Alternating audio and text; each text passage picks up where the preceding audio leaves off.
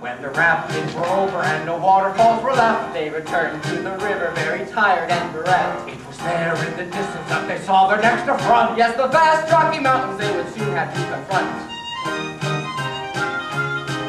They were told the Shoshones were the Indians to find. Chicago, a tribe that she had left behind. They would give them the horses that would carry all their stuff, 'cause ascending the Rocky Mountain range would be enough.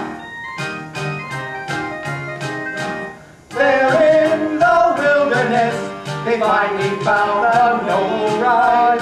They felt such happiness, but none more than their guide. Chicago felt delighted disbelief when she found that her brother had become the chief. She tried to contain herself and translate all they said, but at times she would cry with joy and hug the chief instead. Horses were traded for clothing, guns, and many knives.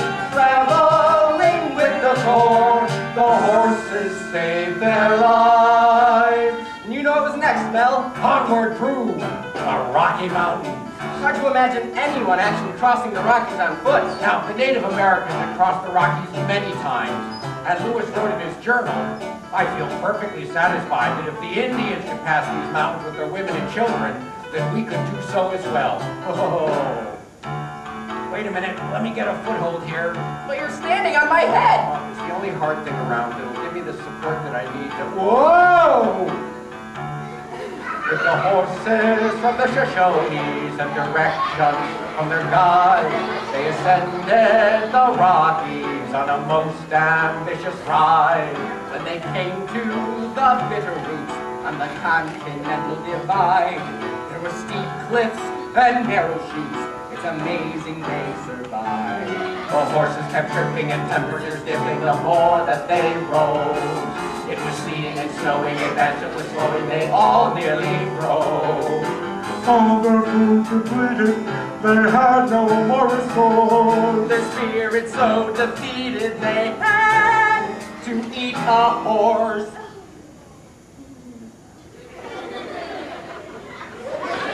Yeah, they ate one of their horses? Along with candles, bear oil, and that awful dehydrated soup. What did they do then? They kept climbing to the highest point in the Rockies. Keep going, Lewis! You can do it! I don't know, Clark, the air. It's just so good up here. I can hardly breathe. Look, Lewis, we made it! We're at the top of the mountain! Look, down there, the Bitterroot Valley. Come on, Clark, it's all downhill from here. In all, it would take them for 53 days to cross the Rockies. Of course, after all that time, Lewis found out there was another way through the mountains.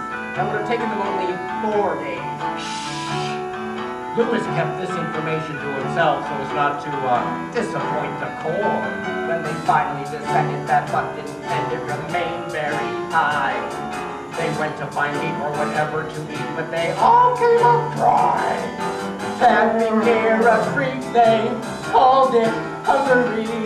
Everyone so weak, but then, what did they see? Wait, Lewis, look! What is it? Down there in the valley, a tribe of Indians. Oh, let's hope they're as friendly as most of the other tribes we've met. We're too desperate to worry about that. As it turned out, they didn't have to worry because the Indians were the very friendly Nez Perce. Nez Perce? Well, that's French for pierced nose. That's right. Most of the Nez Perce had pierced noses. And later, they encountered the Wampum Indians. They were one of the Flathead tribe. Hey, no fair calling them names. No, they really had flat heads. Now you see, they would press their babies' heads between 2 boards, so they were permanently flat. Well, why would they do that? Well, they thought it made themselves look more beautiful that way.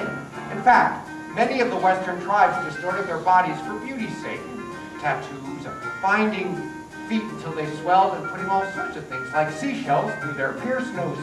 Well, leave it up to the trendy people on the West Coast to think up gnarly things like that, dude.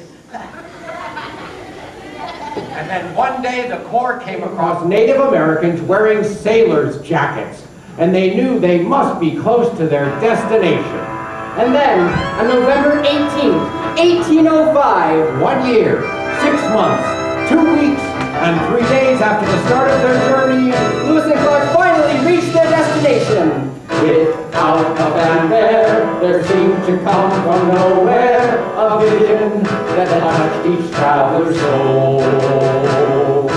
There in the distance, after much persistence, 4,000 miles they had gone to see the sight they counted on, the ocean that had been their ardent goal. The Pacific, like the vastness of their dreams, how terrific!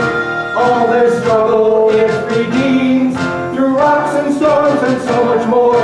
The waters join to reach the shore and greet the travelers with a rousing cheer. The core of discovery is here. Where are you going? Onward to our grand finale.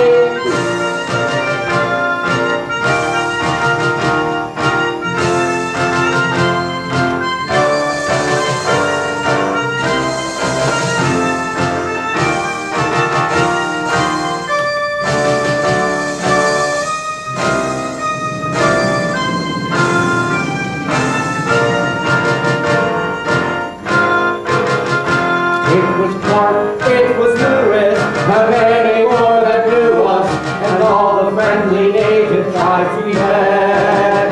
William and Meriwether brought them all together to reach the goal that Jefferson had set.